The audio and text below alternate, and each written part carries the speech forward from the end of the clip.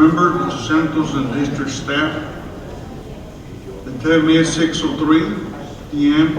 on this 24th day of January 2018. And I call this meeting of the United Independent School District Board of Trustees to order. Ms. Riveros, will you please call roll? Sir. Ramiro Vélez. Present. Rick Rodriguez. Here. Judd Gilpin. Present. Juan Roberto Ramirez. Present. Ricardo Molina is absent. Javier Montemayor. Present. And Elisa Oliveros.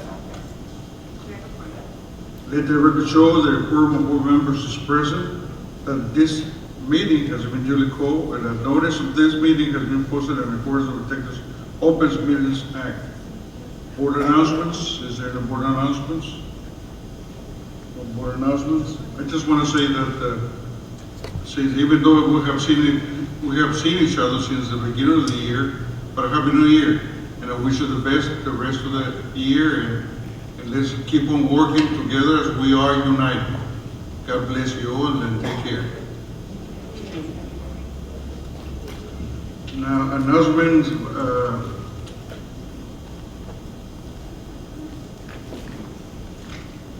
on for a second, this thing moves.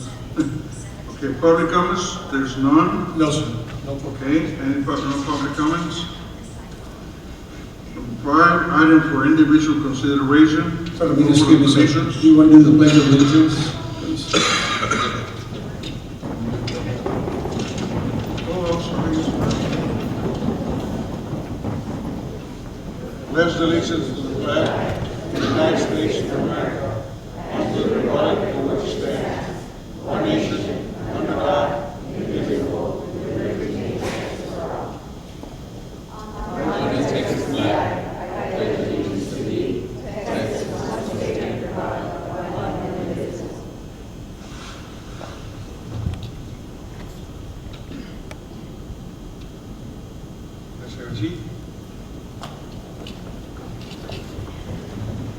Sorry about that.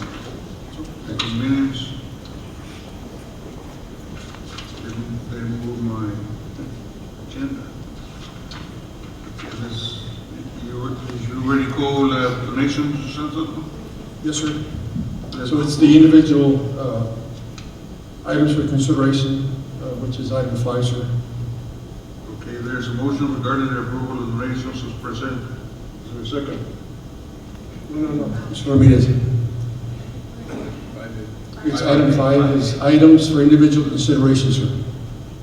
All right. Okay. I can motion for approval of monthly I'll disbursement. make a motion. Second. To approve item A through, I think we have to do it individuals since we didn't have the Tuesday meeting. We're going to have to do one at a one by time. one. Yeah. Item A, approval of monthly disbursements. What letter? 5A. Is there anything, Anything that stands out? Mr. Flores, that stands out?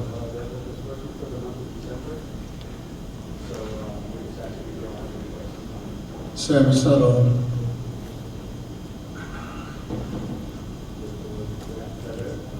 No. There you go. It should work. Well, the Division of Finance presented you all with the disbursements for the month of December. I don't know if you all have any questions at this time. Make a motion to So we approve. make a big motion. Then Motion to approve. Second. All those in favor? Item passes. Motion passes. Agenda item 5B. 5B? Okay. Approval to adopt. 5B, approval of the resolution regarding review of the investment policy and strategies. Yes, sir, Mr. Ramirez, Board of Trustees. The Division of Finance annually required by the Public Funds Investment Act to present the strategies.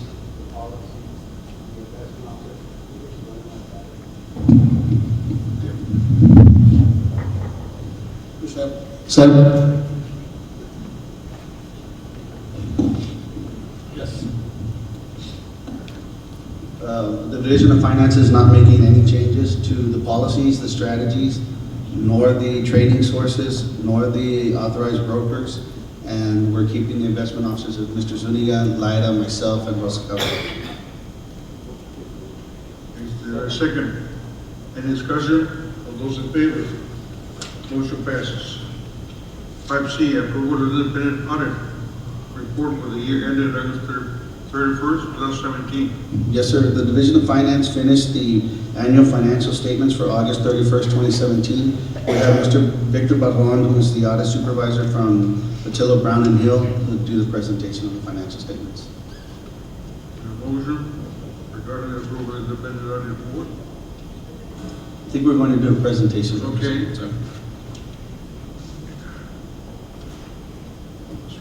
If you look at, you see the financial statements there in front of you, that the insert that's right on the front cover, those 2 pages, he's going to go over that. Good afternoon, members of the board, Board President Ramirez, members of the board, Mr. Santos, audience. My name is Victor Barron. I represent Patillo, Brown and Hill. We're the external auditors for the district. First of all, I'd like to thank the departments for helping us and assisting us during the audit process. There's a lot of information that we request during the 4 to 5 weeks that we're out here. There's a lot of information we request, and everything was submitted in a timely manner. I just want to thank the departments for submitting everything to us, and that's basically what I have to say. And I want to let the board, want to make them aware of what a great staff you all have.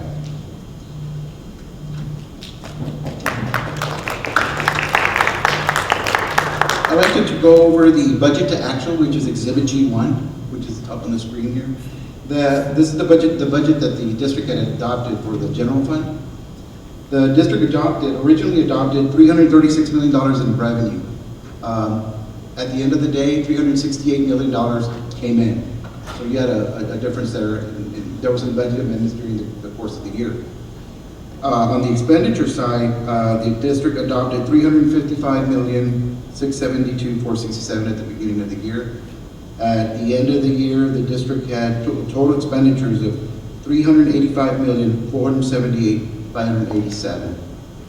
There were some other financing sources and uses of $7.7 million, which brought our fund balance to our ending fund balance to $82,825,161.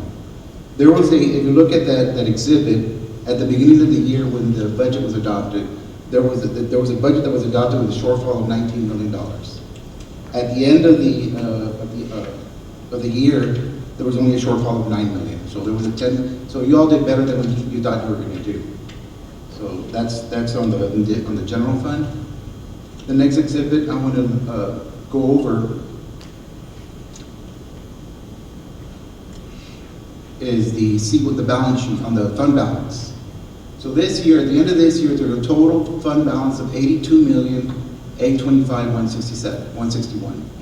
Out of the $82 million, $1.1 million is set aside for inventories, $772 is for prepaids, $1.7 million for federal or state funds, $2.9 for construction, $2.697 for capital expenditures, $125,000 for self-insurance, and at the end of your rainy day fund, what you all want to know, is $67,292,903, which is approximately 63 days of fund balance. Last year, you had 60 days. This year you have 63 days of fund balance. So even though the fund balance went down by $9 million, your unassigned fund balance went up by $2 million. The district also earned unmodified opinion, meaning the financial statements presented fairly with no misstatements or significant deficiencies. It was a clean report. So any questions, any concerns, any questions that the board has for me? I'd also like to thank the business office, the controller's office, Ms. Benavides, Mr. John Flores, Rosa Cabello. There's a 182-page report. They produced this report. And we issue an opinion on it. So I want to thank them for their hard work in producing this report.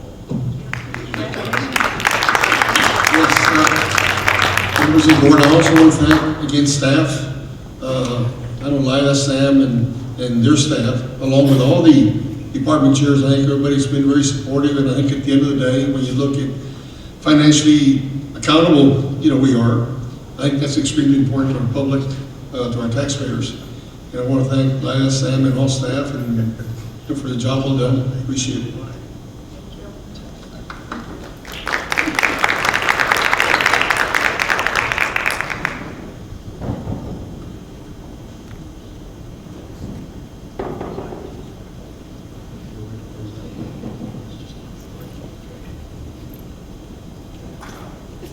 Five D, approval of awarded bids, proposal and qualifications. Good evening, board members. I'm sorry, we need a motion to approve the independent audit report first. Make a motion to approve, item C. Second. Is there a second? Any discussion? All those in favor? Sorry. Thank you, ma'am. Thank Please, you. Ms. Jackson. Good evening. We have one RFP for your consideration, RFP 087-2017, which is Medicaid Collection Services. We're recommending Medicaid Finance and Consulting Services, which is Houston Independent School District. We're recommending a 5-year contract, and they charge only 4% of what they collect on our behalf. Okay, I'm curious, what do we bill Medicaid for? It is for all the special education services. I don't know if Ms. The speech therapy? Yeah. Those services, Mhm. okay, gotcha. Thank you. Thank you. Is there a motion regarding approval of independent audit? Excuse me, motion to approve awarded bids, proposal qualifications. Make a motion to approve. Discussion? All those in favor? Thank you. Motion passes. 5E, adopt resolution of employee separation for employment incentive to full-time district employees for the 2017-2018 school year. Mr. Garcia? Thank you, Mr. Ramirez, members of the board, Mr. Santos, ladies and gentlemen. This recommendation by administration is to recommend to the Board of Trustees, to consider early incentive for all full-time employees of the district wishing to resign and retire from employment at the end of their contract term. This is an incentive that the district has considered in years past. And what it does in its entirety is simply assist the administration with projection of staff and help of staff the school district based on enrollment of students in a manner that we don't overstaff or we don't not understaff. So this is an incentive that we ask the board to consider. Additionally, there is a resolution that's attached to it, and I don't know if council would advise that I read it into the record. Okay. What is the incentive? The incentive, let me just read it and we'll go from there. Resolution adopted early notification of employee separation from employment incentive to full-time district employees during the 17-18 school year.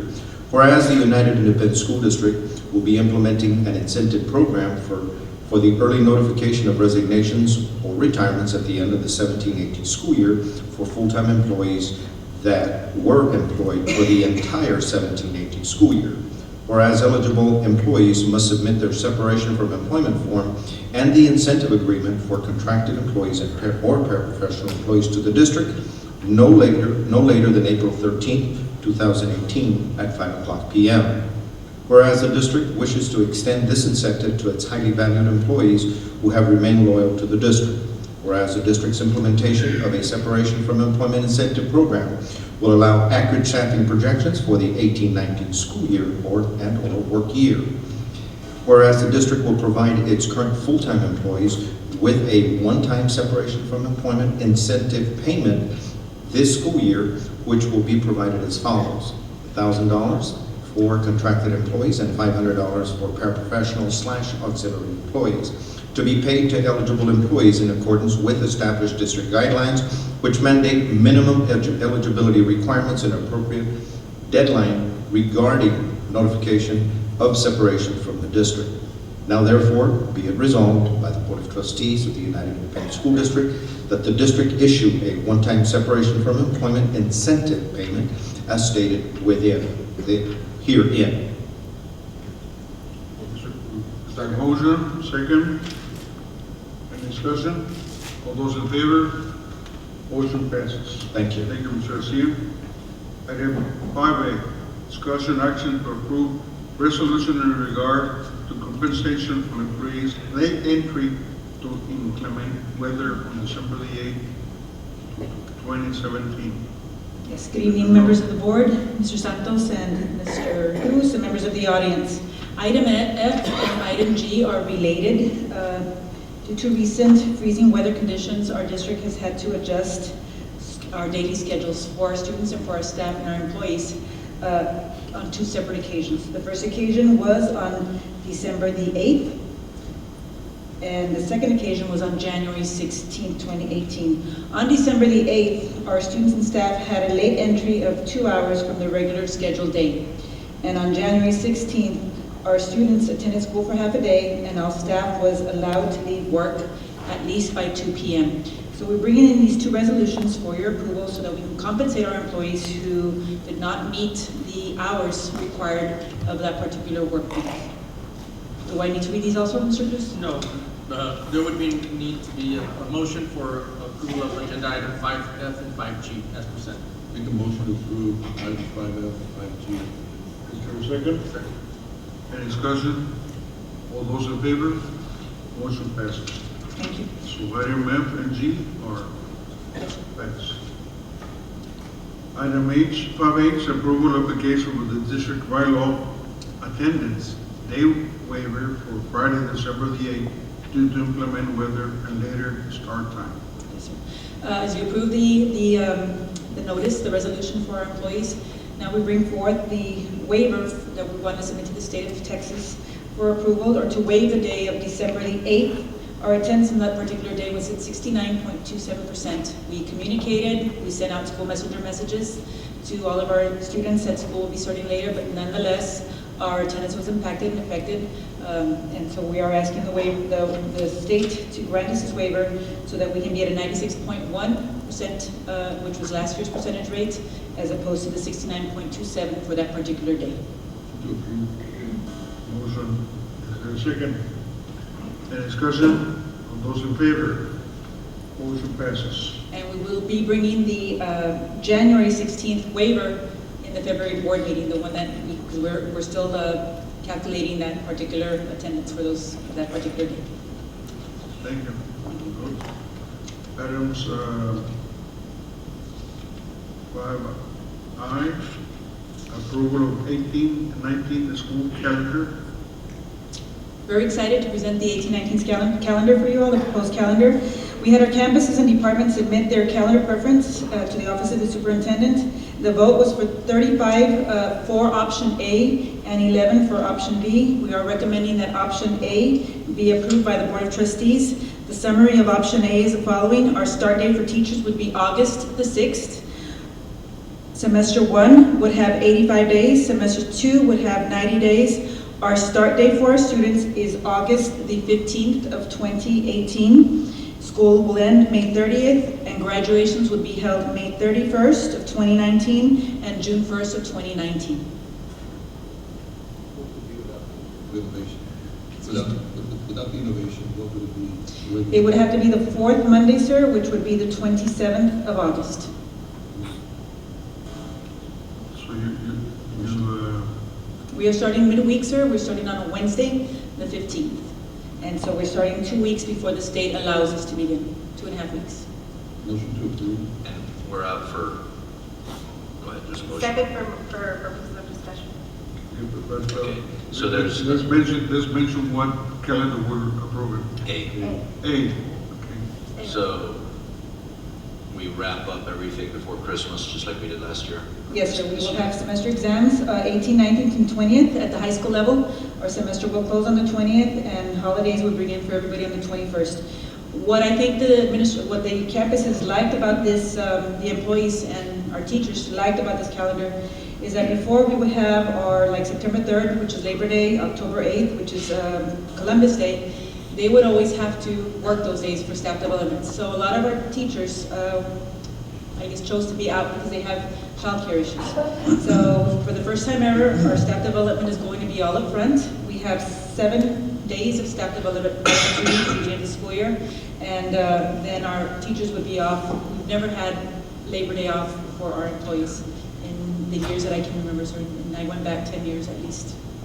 And we have, including the staff, is complete by the time we break for Christmas. Yes, sir. So that when they come back, they start new. Yes. And then the other thing that was very favorable this year is that we started our new semester January the 8th, and I think they like that, coming in a little bit later, whereas they got to kind of rest and recover from all of the holidays. Reset. Yes, sir. Very good. Okay, we Martin got Luther a- King is that a holiday too? Excuse me? Okay, are they getting Martin Luther King? We have MLK, the students will be off, our teachers will not. That's a staff development day.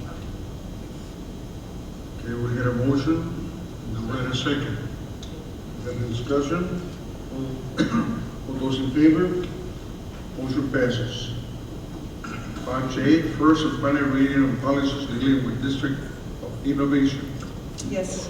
Almost a year ago, the district presented our District of Innovation Plan, and our plan focused on various areas that we were going to be exempt from. There was a law prohibiting the district from beginning instruction before the fourth Monday in August, the law that requires a minimum attendance, which is a 90% rule for students for class credit or final grade, and the laws that limit the ability of district to hire professionals in dual credit programs, certain trades and vocations to teach the crafts of those trades and vocations, such as agricultural, building trade, etc., in career and technical courses when certified teachers were not available. And the law that limits each campus to designate only one individual to serve as campus behavior coordinator. And finally, the law that authorizes each school district to provide a minimum of 75,600 minutes of instruction, including intermissions and recesses for students in a half-day pre-kindergarten program and those enrolled in the PASS program. We bring these policies to you. TASB submitted these policies, and we had not brought them to you all for approval. So each policy has to deal with these 5 areas that we are exempt from. So we would like to bring those up. We are operating as a District of Innovation, and so we just want to make record that we are a District of Innovation, which allows us to have the following exemptions. Any deviation from No, sir. what we had already approved last? No, sir, because if you look at the... Within that round. Yes, sir. If you look at each policy, for example, the one on DBA, it talks about the teacher certificates and what we're exempting them. And it's only the dual credit and the certain career technology courses that when we do not have certified applicants. Motion approved. If there's a motion, Second. a second, any discussion? All those in favor? Motion passes. 5K, first and final reading of public FL local students records. This policy deals with the releasing of director information to any charter school within the Texas Education Agency. When you look at the policy, we shall not release director information except for the purposes indicated above and for the following purposes and/or entities. Really what we are saying is we are not releasing director information to any charter school as defined by the Texas Education Agency Code. And what has happened is that we have asked for information with regards to who's enrolling in other schools outside of our school system, and we do not get that information yet. Charter schools and other entities have access to our information. So this policy would prohibit that. With this, also it protects the students, it protects the students. Information. This is information, yes, Yes, sir. information for the student. Right. Is there a motion? Motion to approve. Is there a second? Second. Any discussion? All those in favor? Motion passes.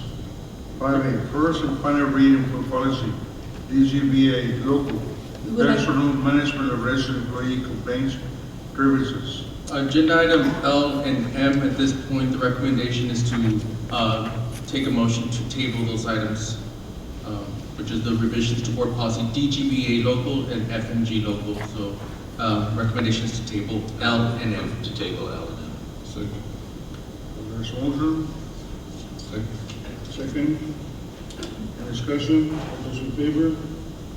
Motion passes. 5N,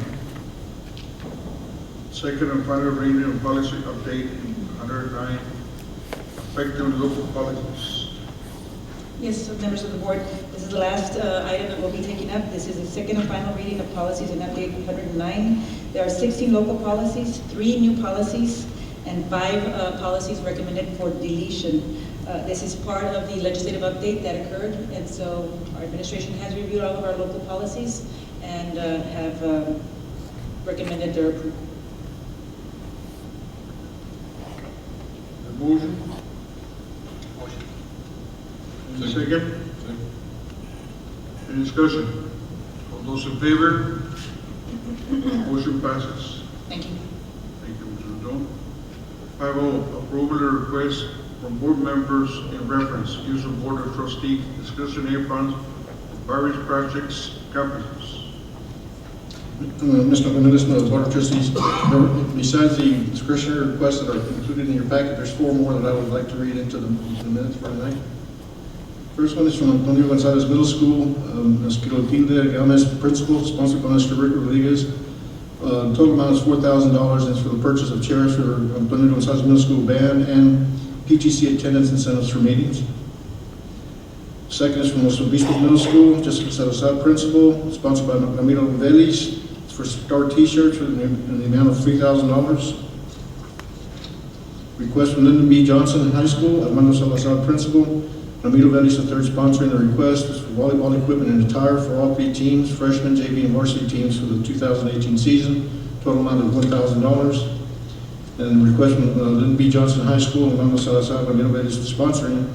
Again, volleyball varsity donations $1,100. Motion? Motion to approve. And second, any discussion? All those in favor? Motion passes. Thank you. Thank you, Mr. Mayor. Approval of donations, 5P. Yes, Mr. Ramírez, members of the board, it is recommended that the Board of Trustees graciously accept the following donations, which will be attached to the minutes. We have one donation of $1,000 or more. It's a donation to Let's Move for Scholars account, the amount of $1,000 from Sunbelt Air Conditioning to sponsor 5K run T-shirts. Then we have one other donation under $1,000. This month we have a grand total of $1,200. We graciously accept. I want to thank these 2 donors. Actually, it's the same donor for both. Motion to approve. Second. Discussion. All those in favor? Motion passes. Approval of board minutes for the month of December 2017. Motion for approval. Sorry? Sorry? No, I thought you said that. Oh, sorry. I'm No. ahead. I'm on the minutes. Sorry. Am I good? Yes. Okay. I got Yeah, it. go ahead. But I'm good? Yes. So motion for approval. Second. Second, and any discussion? All those in favor? Motion passes. Item 6, informational items. A, information on the new accountability system for spring 2018. Good evening, board members, Mr. Santos, members of the audience. We presented this earlier this afternoon, our information on the accountability system for the TAP bar. And you noted that we're doing very well as compared to the state. Well, now they're going to change all of the rules. So this is going to be the new accountability system that begins this year, okay? So when we look at the system, it's through House Bill 22. This system is going to be the A through F rating system. Let's see if we can scroll down here. It is going to rate us, our district, and our campuses in 3 domains. The first domain is student achievement, the second domain, school progress, and the third domain, closing the gaps. Spring 2018, this spring, we will receive our first rating with the letter grade system. We'll receive it as a district. Every campus, however, for this year will receive only a met standard or did not meet standard. The commissioner is looking at this system with 2 distinct approaches. First of all, the commissioner is saying that there's going to be no forced distribution. Before, the bottom 5% of the districts in index 1 or 2 did not meet standard. There are going to be targets for every one of the 3 domains, but mathematically, every district and every campus should be able to meet the standard to get the letter grading. Another important thing, and this one I am very happy about, is that for the first time, we will have stable standards and targets for 5 years. Since 2012, with the new system that came in, every year there have been changes. So we're happy about the fact that we're going to have standards this year, and they'll hold still for 5 years. In 5 years, they'll have an increment to standards. When we look at this accountability system, the commissioner has already given us what every letter grade will mean. An A, exemplary performance; a B, recognized performance; a C, acceptable performance; D, in need of improvement; and F will be unacceptable performance. When we look at student achievement, there is a formula to this achievement. And it is based on the state of Texas 60 by 30 adoption. What this means is that Texas as a state is stating that our goal is that by 2030, at least 60% of Texans ages 25 through 34 will have a certificate or a degree. So that's the Texas goal. And in looking at this goal, they have set this standard where the new labels of approaches, which means passing, meets, which means post-secondary, and masters, which means at the advanced level, they're looking at if a campus or a district wants to achieve a letter A, we would need at least 90% of the students to get to the approaches level, 60% of our students to get to the meets level, and 30% of our students to get to the master's level. And I will tell you that through our leadership meetings, we have already been meeting with our principals. In fact, at the beginning of this year, we gave them where they were last year with this 90-60-30. So they know to set their goals, they know to make sure that we're looking at student achievement every time we have an assessment or a benchmark. Because we know that this is what's going to be our goal so that we can reach that A. Now, one thing I forgot to mention, in the overall grade, because we will get a letter grade for Domain 1, Domain 2, and Domain 3, but then overall, we're going to get a letter grade for the district. We can get the better of two, the better of student achievement or the better of school progress. So let me go into school progress here. And this one is measuring growth of our students. This is going to have two parts to it. The first part is student growth, where we look at how the students did last year compared to how they did this year. And then the other portion to this is called relative performance. And in that part, we're looking at a specific subgroup, which is our economically disadvantaged group. Okay? Let me talk a little bit about student growth. In this chart you see here, it's an example of a student who was in 3rd grade and how the student is projected to perform in 4th grade. So for example, if the students, you'll notice that there's an orange dot there under approaches. That means the student passed in 3rd grade. Let's say that the student received a 70 as a score. If the student in 4th grade receives maybe 1 point less, but is still within the approaches, we're going to be able to add half of a point for that student. So that student, for our accountability, will be 1/2 of a point. Okay?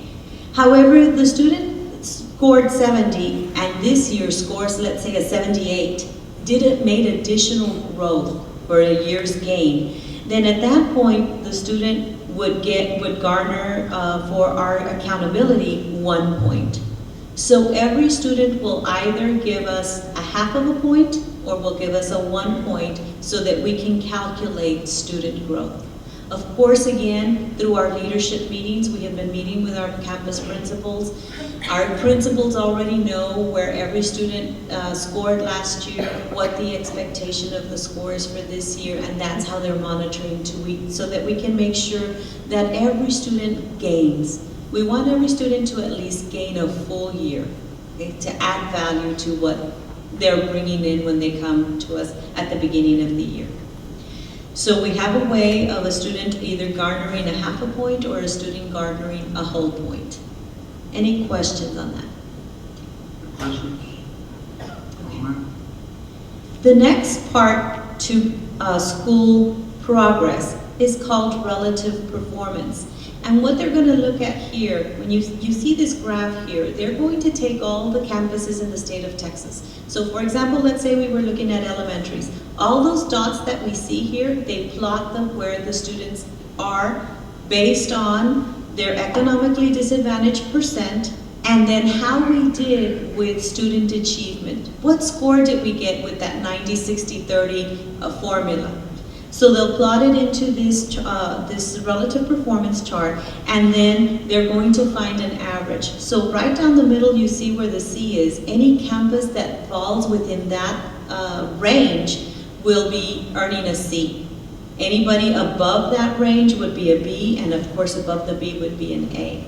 So again, we've met with our campus principals, we've given them for that subgroup economically disadvantaged, so they can see exactly where they're at with their campus data in preparation for this accountability system. This measure will be for all elementary, middle, and high schools. Now I will tell you that school progress, the one before, is only going to be for elementary and middle, because in high school it's very hard to measure progress since they're tested with end of course assessments. The last one, this one is called closing the gaps. And what they're looking to measure here is to ensure educational equity.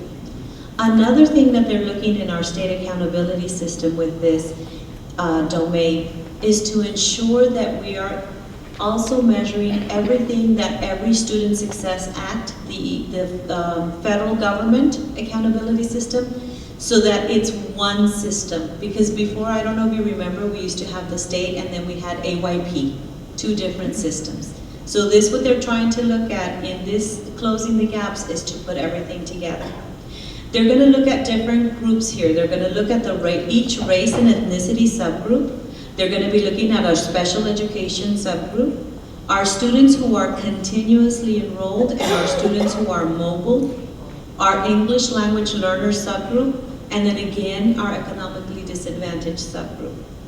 Now for each of these subgroups, the state is going to have an achievement target. And then based on how we do with each one of those subgroups is how we will earn our overall grade.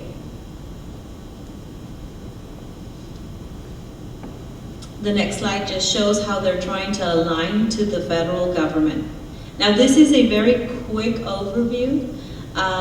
We do have videos available that the state is putting together. The state is listening to our feedback, so we have sessions through our region where we're providing feedback so that we can set standards that really measure what's going on here in our great district of UISD. But the system is not finalized, and they probably won't finalize everything until towards the end of February, or maybe the beginning of March. We will be traveling to Midwinter, and these are probably some of the sessions, no, not probably, these are absolutely some of the sessions that we will be attending so that we can make sure that we're keeping our campus principals, our teachers, everybody abreast of the changes that will be this year. I don't know if you have any questions.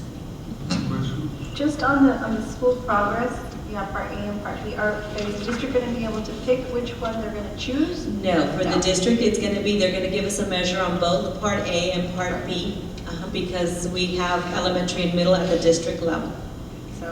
So we will, at the district level, we'll have both. However, if Domain 2 is, our letter grade is higher than Domain 1, then we will be rated with Domain 2 for our overall letter grade.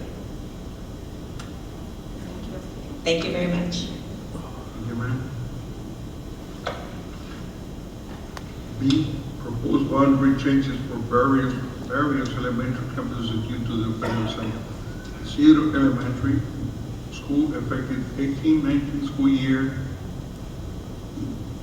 Good evening, members of the Board of Trustees, Superintendent Santos, Attorney Juan Cruz, and members of the audience. For the record, my name is Carlos Garcia. I am the District Planner for UISD. This evening, we bring to you an informational agenda item, the proposed boundary changes for various campuses that occurred due to the opening of the new schools effective the 2018-19 school year. These proposed changes are strictly for information purposes only, as we would like to begin meeting with parents to those students who will be affected with the change. We do plan to begin our parent meetings around the second or third week of February. So the first campus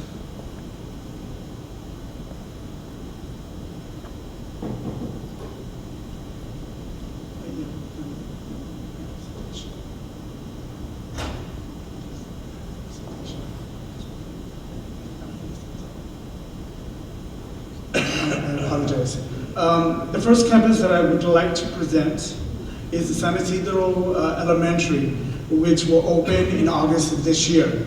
The opening of this campus will affect the boundaries of several elementary schools, which include Benavides Elementary, Borchers Elementary,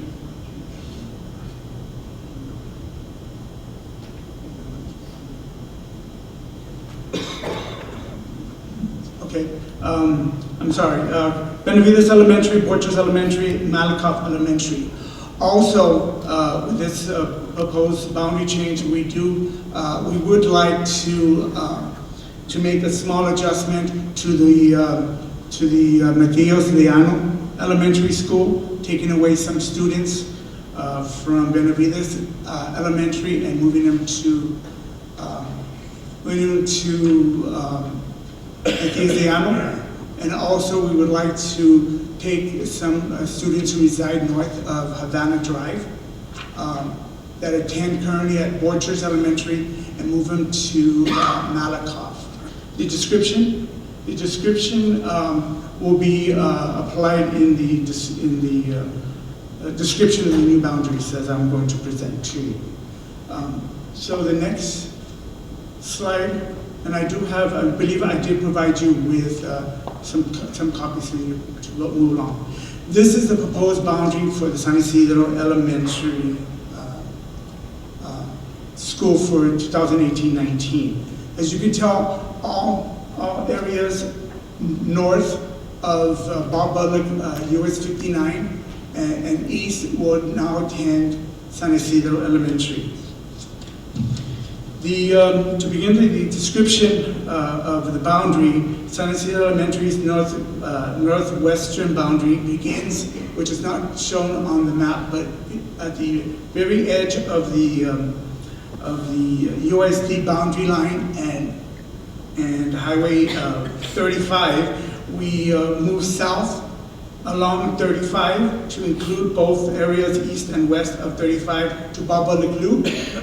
There at Bob Bullock, we will travel eastward and westward all the way to Casablanca Lake Road. And at that point, we will travel east along this path all the way to our UISD boundary. Subdivisions that will be affected with this new boundary will be the San Isidro's northeast area, Olive Lakeside, and the Loop. Okay. The other school, as I mentioned, that will be affected will be Colonel Santos Benavides Elementary. The new boundary line begins on the south, which is at this point right here, at the south of Conde Drive and Bob Bullock Loop. We will travel south on Bob Bullock Loop all the way to Jackman Road, and then from Jackman Road, we will travel west all the way till we get to the east of Summer Wind Subdivision. Then we will travel north along Green Meadow Court to East Delmar Boulevard. There at East Delmar Boulevard, we will travel east on Delmar Boulevard to Country Club Drive. At that point, we will go north on Country Club Drive, Angzinger Drive, and Crenshaw Drive to Palmer, which is right here, Palmer Drive. Then we travel east along Palmer Drive, passing Jones Drive and Windridge Drive. At that point, we'll travel north which is right here. Then we will travel north on Windridge Drive along Plantation East Drive to the area south of Conde Drive. And then from that point, we would drive eastward to the beginning point at that intersection where Pablo Loop meets. The Borchers Elementary boundary, which is right above, their new boundary would begin at the northeastern of Havana Drive, which is right here, and Bob Bullock. We would travel south on Bob Bullock all the way we get to the west of, or to the area south of Conde Drive. Then we travel west on Conde Drive to Plantation East Drive, then drive south on Plantation East Drive to Wind Ridge Drive. At that point, we would travel west along Wind Ridge Drive, which is right here. We will travel west along Wind Ridge Drive to the area south of Jones Drive to Country Club Boulevard. At that point, we will travel north along Country Club Boulevard to Orange Blossom Loop and International Boulevard to Stonefield Lane. At that point, we will travel east. At this point, we will travel east along Stonefield Lane to Casimir Drive, and then from Casimir Drive we will drive north along Casimir Drive to Havana Boulevard, and then travel east on Havana Drive, back to our beginning point there on Barbara. The fourth boundary change that we're proposing today is the Malakoff boundary. Now, Malakoff boundary will start at the southwest, the southwest of 35 and Shiloh Drive. And I do apologize, we do have, it does say Shiloh Road on your form, but it should be Shiloh Drive. But we'll be traveling east on Shiloh Drive to McPherson, and this only reflects areas north of Shiloh Road. Then we'll drive north up McPherson to Monaco Boulevard, then east along Monaco Boulevard to International Boulevard. Then we will travel north International Boulevard to Lima Loop, then travel east along Lima Loop to Calle Vistoso. Then we travel north on Calle, which is around here. Then we travel north along Calle Vistoso to Havana Drive. And then travel east on Havana Drive to Bob Bullock. And then we will travel on the northwest along Bob Bullock all the way back to 35. And at that point, we would travel south along 35 back to our beginning point there at Shiloh. So that's the new Malakoff boundary. Now, as I mentioned before, even though the opening of San Isidro does not affect Matias de Llano directly, but we are proposing to add this area right here to the from Benavides and add it to Matias de Llano. So their new boundary would look like beginning at the northwest corner of 35 and Shiloh Drive. We travel east on Shiloh Drive to McPherson, and this includes areas north and south of Shiloh Drive. Then we would travel, but excluding the Monaco apartments. We would then travel north on McPherson to Longhorn Drive. At that point, we would travel east on Longhorn Drive to Jennifer Loop, then move south from Jennifer Loop, Chris Lane, and Country Club Drive. Then then we move southwest along Country Club Drive and Palmer Drive to Still Meadow Court. At that point, we travel south along Country Club Drive to East Del Mar, which is right here. This will encompass areas west east and west of the Country Club Drive, which is this area right here, as we're speaking.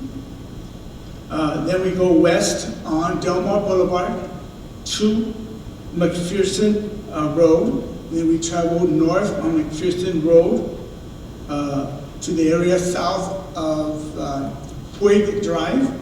And from Puig Drive, we will go west along Puig Drive to Siller Loop, and then back to our starting point there at Shiloh.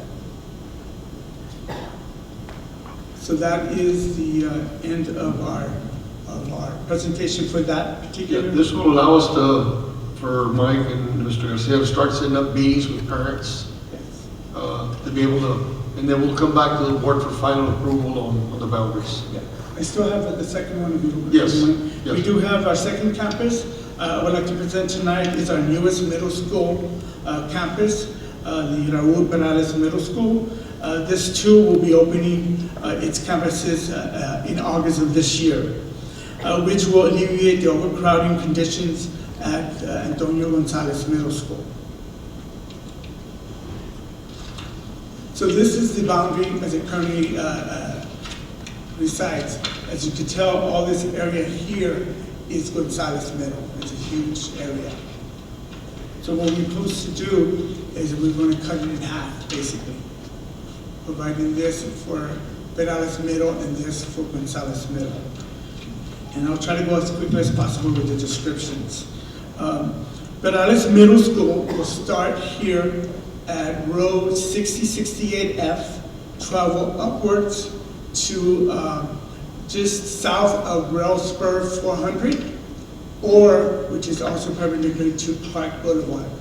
At that point, we will travel east all the way to our boundary, the UISD boundary, and travel south all the way down to Windsor Road.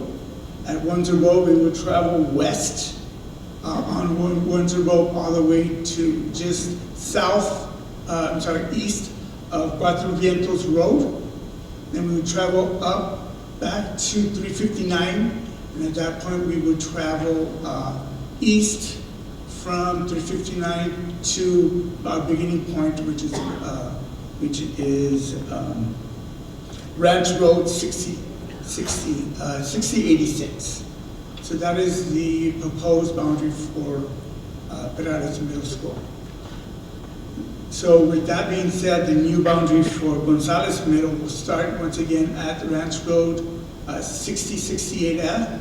We would travel west along 359 to Loop 20, and then travel up Loop 20 to Clark Boulevard. Then we would travel west to North Ejido, then north to the north side of Ash Street, to west of Frost Loop, then to the south side of 59, which is right here.